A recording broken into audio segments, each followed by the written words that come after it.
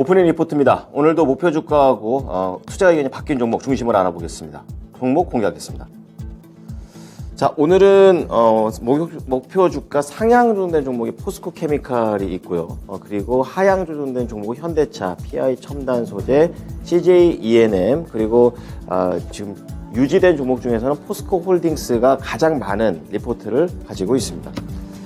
자, 첫 번째 포스코 케미칼입니다. KB증권에서 의견을 냈고요. 매수 의견 유지 22만원에서 26만원으로 꽤 세게 올렸습니다.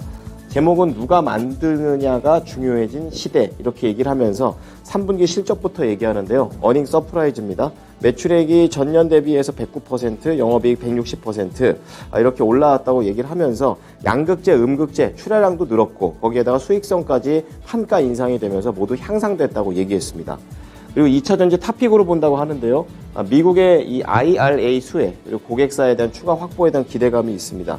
지금 포스코 케미칼은 GM과의 협력을 기반으로 해서 미국 현지에 투입되기가 침투하기가 쉽다라는 그런 얘기를 하게 되면서 미국의 IRA 법안의 수혜를 가장 크게 받을 기업으로 보고 있고요. 또 양극재뿐만이 아니라 음극재 쪽에서도 실적 부진의 흐름이 개선되고 있다는 점이 고무적이다라고 얘기했습니다. 네, 두 번째 종목입니다. 포스코 홀딩스입니다.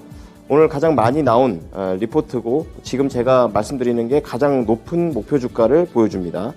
유한타증권 매수 의견 유지 37만원입니다.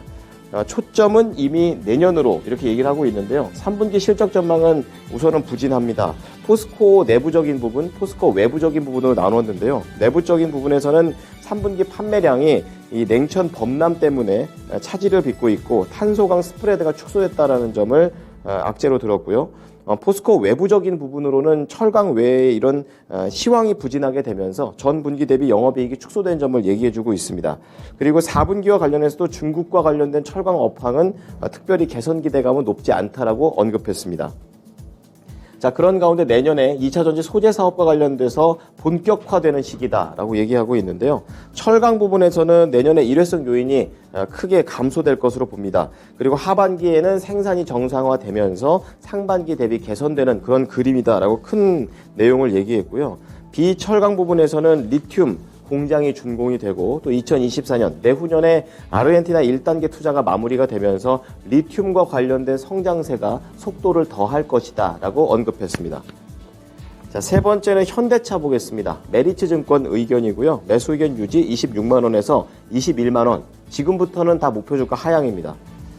금융손익에 대한 우려가 시작됐다 이렇게 얘기하는데요. 3분기 실적은 전망치를 하회할 것으로 봤습니다. 예상하지 못했던 이 품질 비용이 재발했고 또 거기에다가 이걸 제외하더라도 시장의 눈높이를 충분히 충족시키지 못했다라는 분석이고요. 금융 쪽에서 문제가 있습니다. 영업이익과 영업이익률이 급감했다고 얘기하는데요. 이 할부하고 리스 이런 사업과 관련해서 자금 조달 금리의 상승이 이제부터 반영이 되기 시작하고 연체율 증가에 따른 대손 비용 상승이 나오게 되면서 충당금에 대한 적립금이 늘어났다는 점 악재로 듭니다. 그리고 금리 인상에 대한 리스크를 반영했다는 얘기가 나오는데요. 9월 재고 상승이 다시 한번 늘어나고 있는 상황을 우려하고 있습니다. 시장에는 어느 정도 반영이 되고 있다는 관점이고요. 그리고 금리 인상에 따른 자동차 업체들의 조달 금리 상승은 이 소비자들의 할부하고 리스의 비용을 증가시킬 수 있는 그런 요인이자 수요 감소의 근거이기 때문에 앞으로 계속 지켜보자는 관점이고요. 그리고 금융 서비스와 관련해서도 이 연체율 증가에 따른 충당금이 계속 늘어나는 것도 가능성이 높다라고 봅니다. 그래서 금융 부분의 수익성 악화를 반영해서 주가를 낮췄습니다. 다음 PI 첨단 소재입니다. 메리츠증권이고요. 매수 의견 유지 46,000원에서 4만원으로 낮췄습니다. 한파주의보가 제목이고요. 3분기 실적은 전망을 하회할 것으로 봤습니다.